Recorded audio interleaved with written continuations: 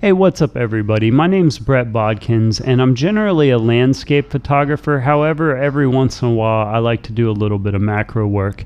So I had a few lenses before that had macro functions built into them, and those generally get, fairly close, but they're not like a true macro lens. They don't get, close to 1-to-1 ratio or anything like that. Now, when you're looking at getting a macro lens, there's basically two types of lenses to consider. The first one's in the neighborhood of around 40 to 60 millimeters, and then the other ones are generally 90 to 105 millimeters, something like that. And which focal length you get makes a big difference in how you're going to use the lens. Now there's trade-offs to both types of these lenses. The wider lenses are good because you can hand hold for just a little bit longer shutter speeds, and that can really help you get a little bit of extra light in and help you achieve the effects that you're looking for. However, the problem with those lenses is that you're often even closer to the subject, and so often you will end up blocking light from the subject. So that can be a problem as well. Now the longer focal length lenses like this one here are good because you get a little bit further working distance away from the subject, which again lets all the light into the subject and you don't end up blocking out the light. Now, a side effect of the longer focal length here will actually be that you will get a slightly shallower depth of field at any given aperture, and so it can be more difficult to get very much in focus. And that's the main problem with pretty much any macro type of photography. It's always trying to get enough light onto the subject and trying to get enough of the subject in focus. Now, many macro photographers will turn to artificial lighting to help to combat these problems, and so that's something that you may consider if you're going to get more into macro photography. Most of mine are natural light, and I just can't always be bothered to set up and run flashes and different things like that. Now, I'm no professional in macro photography. However, I was hoping that some of my images may help you decide if this lens is a good fit for you as well. Now, one of the problems that you're going to find shooting macro is that pretty much every subject that you shoot is going to show any imperfection. So if you're trying to use it for portraits, for example, it's going to highlight any kind of imperfections in the person's skin or whatever kind of detail problems there may be. And then if you're shooting other types of subjects, any amount of dust or scratches or anything is going to show up in the image. So now the widest aperture of this lens is f2.8. However, that's at a far focusing distance like infinity, for example, and it does have to close down more as it comes into closer focus. So at the life-size 1-to-1 reproduction ratio, you're basically at 1 foot of working distance, and at that distance your widest aperture setting is going to be f5. Now on a full-frame sensor you will get some light fall off at these wider apertures. Anything pretty much below f11 will have a little bit, as you can see in these examples here, but the real world usage you're not really going to notice. It's not too much, and if you're using a crop sensor camera you're certainly not going to notice that. Now, if you've never done macro photography before, once you start shutting your aperture down to these levels of like f20 and 30 and 40, you're going to start to see any dust on your sensor very, very much. So yeah, you may not notice it at all on normal lenses. However, once you start getting into these crazy narrow apertures, you will be able to see pretty much everything. And so prepare yourself for that as well. It can be a problem working with macro.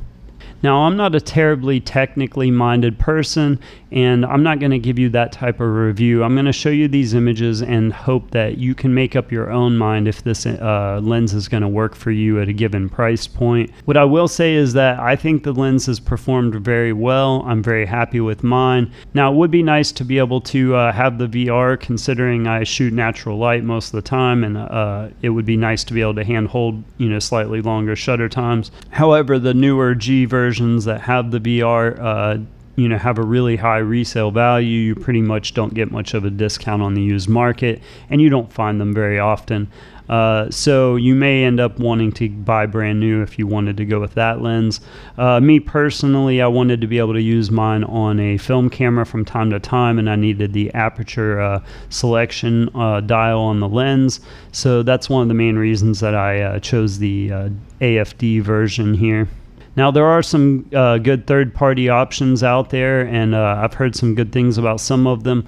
I have a few third-party lenses. However, I don't want to pay, larger amounts for third-party lenses that maybe sometimes would not work with a future camera, for example.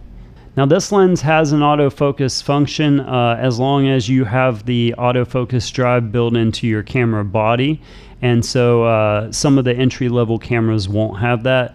However, most of the time when you're shooting macro stuff, you're not going to really use autofocus anyway. But if you're going to use it as a portrait or other types of photography lens, you may want to try it out, see if it works for you, that sort of thing. There is a selection button here for limiting the range for the autofocus, and what that does is basically limits the amount of range that the camera will have to find focus in to make it quicker to acquire focus in certain situations, so it doesn't hunt the entire range for focus. So with no further ado, I'm going to go ahead and show you some image examples I took with the lens over the last months. And basically, more often than not, I should have probably set up some artificial light to make this go a little better. However, I just did some basic quick stuff, and you can use that to make up your own mind. I'm not a real macro photographer or anything like that.